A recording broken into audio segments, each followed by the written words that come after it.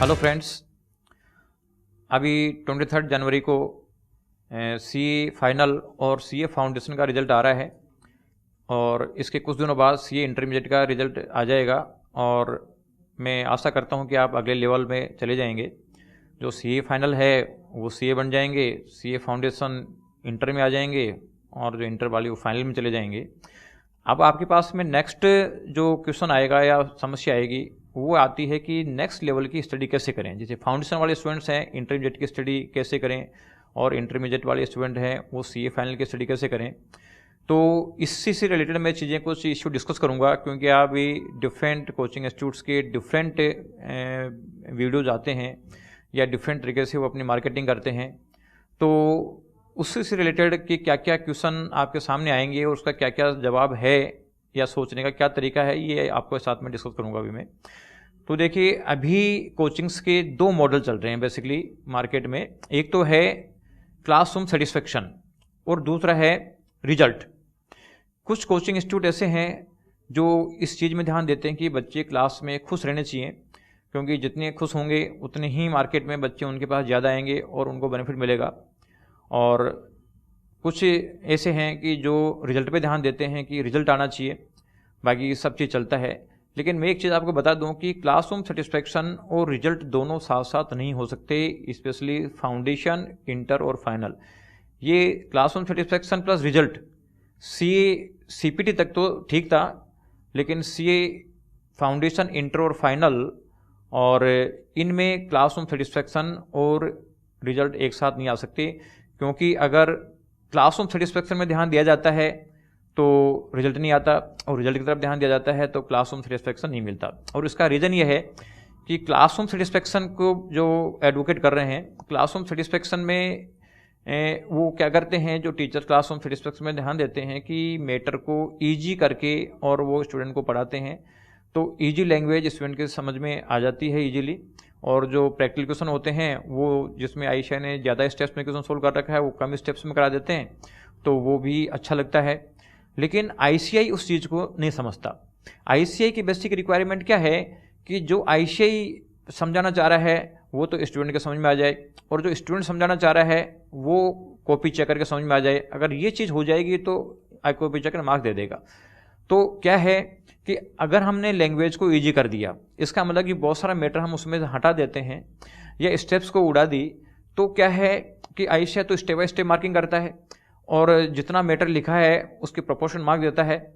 और अगर आपने लैंग्वेज चेंज कर दी तो वो चेंज लैंग्वेज आयशा के समझ में नहीं बैठेगी। तो एक ये दिक्कत आती है।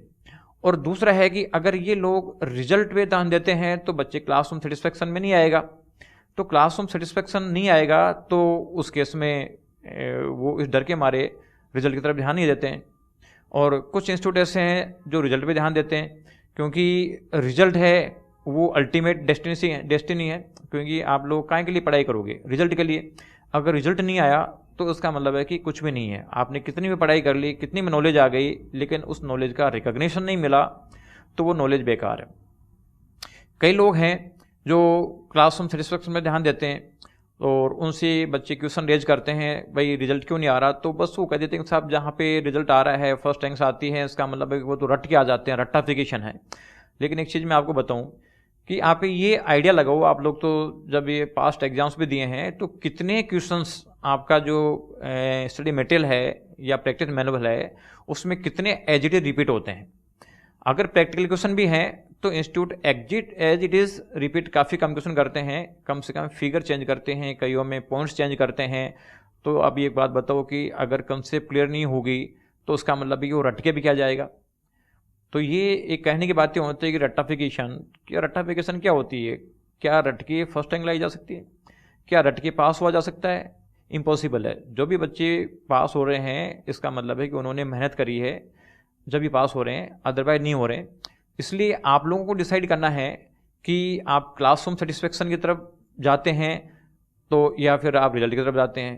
तो आप क्लासरूम सेटिस्फेक्शन की तरफ जाते हैं तो ऐसी इंस्टीट्यूट्स जो क्लासरूम सेटिस्फेक्शन पे ध्यान देती है उनके डेमो लेक्चर्स काफ़ी नेट पे हैं, वो डेमो भी प्रोवाइड करते हैं। तो आपको डिफरेंट केसेज में डेमो क्लासेज में बैठ के देखना चाहिए कि कौन अच्छा पढ़ा रहा है, तो वहाँ पे आप ज्वाइन करें। और अगर रिजल्ट चाहिए तो आपको ऐसी कोचिंग इंस्टीट्यूट चूज करनी होगी जहाँ पे रिजल्ट आ रहे हों। तो और रिजल्ट के लिए आप क्या कर सकते हैं कि डिफरेंट जो इंस्टीट्यूट्स हैं, कोचिंग इंस्टीट्यूट्स, उसको आप नेट पे सर्च करें।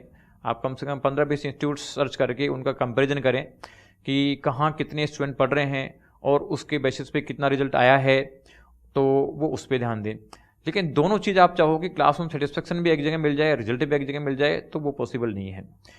तो रिजल्ट है अल्टीमेटली, तो एक तो ये ध्यान दें कि classroom satisfaction plus sir result, यानी आपको इंस्टीट्यूट की यूएसपी चेक करनी पड़ेगी कि यूएसपी क्या है, क्योंकि आपको ये डिसाइड करना है, ये डिसाइड करने वाले आप हो कि भाई आपको दोनों में से क्या चीज़ की रिक्वायरमेंट है। दोनों चीज़ एक साथ नहीं मिल सकती, तो आपको क्या करना है और क्या नहीं करना है, ये आपको डिसाइड करें। क्योंकि मैंने ऐसे बहुत सारे बच्चे देखे हैं जिन बच्चों का काफ़ी नॉलेज है, नॉलेज स्ट्रॉन्ग है, लेकिन रिजल्ट नहीं है। तो अब आप एक बात बताओ कि आप में काफ़ी नॉलेज डेवलप हो गई, स्ट्रॉन्ग नॉलेज हो गई, लेकिन अगर रिजल्ट नहीं आएगा, पास नहीं होंगे, ICAI रिकग्निशन नहीं देगा आपको, तो वो सारी नॉलेज धरी रह जाएगी। तो आप ये ध्यान दें कि आपकी रिक्वायरमेंट क्या है बेसिकली, और जो रिक्वायरमेंट है उस रिक्वायरमेंट के साथ वर्क करें। क्योंकि देखो कोचिंग्स तो क्या है, चाहे हम हो चाहे दूसरे हों, सब अपना अपना राग अलापते हैं, वो सब अपने अपने आप को अच्छा बताते हैं, लेकिन कौन अच्छा है कौन नहीं है ये डिसाइड करने का आपका काम है। और इस डिसीजन को लेने के लिए आपको दो चीज़ों में एक चीज़ पे ध्यान देना होगा कि क्लासरूम सेटिस्फेक्शन है या आप रिजल्ट पे ध्यान देना चाहते हैं। दोनों में से एक ही चीज़ मिलेगी आपको। और रही बात नॉलेज की, तो देखो ICAI ने क्या कर रखा है, ICAI दो तरीके की नॉलेज देता है, एक तो थ्योरेटिकल नॉलेज देता है, एक प्रैक्टिकल देता है। तो प्रैक्टिकल नॉलेज के लिए उसने ICAI में ट्रेनिंग करना ज़रूरी है, आर्टिकलशिप करना ज़रूरी है। तो अगर आप ये सोचें कि दोनों चीज़ एक ही जगह मिल जाएगी तो पॉसिबल नहीं है, क्योंकि कोचिंग का काम होना चाहिए कि स्टूडेंट कैसे पास हों, और जो ट्रेनर हैं, जो CA हैं जिनके अंडर में, या प्रिंसिपल जिनके अंडर में CA कर रहे हैं, उनका काम होता है कि किस तरीके से इनको प्रैक्टिकल नॉलेज दी जाए। इसलिए दोनों का रोल अलग अलग है। अगर कोचिंग में प्रैक्टिकल नॉलेज प्लस स्टडी दोनों कराई जाएगी तो दोनों का पर्पस सोल्व नहीं होगा। और जो प्रिंसिपल है जहाँ पे आर्टिकलशिप कर रहे हैं, वो अगर प्रैक्टिकल नॉलेज के साथ साथ में थ्योरेटिकल नॉलेज देने की कोशिश भी करेंगे तो भी पर्पस सोल्व नहीं हो पाएगा। तो दोनों का अलग अलग रोल है। कोचिंग का रोल है पास कराने का, और प्रिंसिपल का रोल है आपको प्रैक्टिकल चीज़ सिखाने का, जिससे कि आप प्रैक्टिकल फील्ड में जाएं तो उस केस में आपको दिक्कत नहीं आए। तो आप दोनों में डिफ्रेंशिएट करके चलें, ये नहीं कि कोचिंग से आप दोनों चीज़ सीखने की कोशिश करें। आप एग्जाम ओरिएंटेशन स्टडी तो करें कोचिंग से, और जो ट्रेनिंग है, प्रैक्टिकल एस्पेक्ट है, ये आप ट्रेनिंग से सीखें। दोनों को मिक्स नहीं करेंगे और दोनों में कंफ्यूज होने की जरूरत भी नहीं है। और वैसे भी जब एक बार रिजल्ट आ जाता है, CA बन जाता है स्टूडेंट, तो उसमें इतना कॉन्फिडेंस डेवलप हो जाता है कि किसी भी काम को कर सकें। और ऐसा भी नहीं होता कि स्टूडेंट काम नहीं कर सकते, अगर वो मेहनत करते हैं तो हर काम सीख जाते हैं। तो आप बहुत सावधानी से मतलब ये डिसीजन लें, क्योंकि अगर आपने सावधानी नहीं बरती और कोचिंग्स की झांसे में आ गए, डिफरेंट कोचिंग्स अपने अपने दावे करते हैं, हम भी अपने दावे करते हैं, दूसरे भी अपने दावे करते हैं, तो ऐसे केस में दिक्कत आ सकती है। इसलिए आप लोग ढंग से देखें और डिसाइड करें।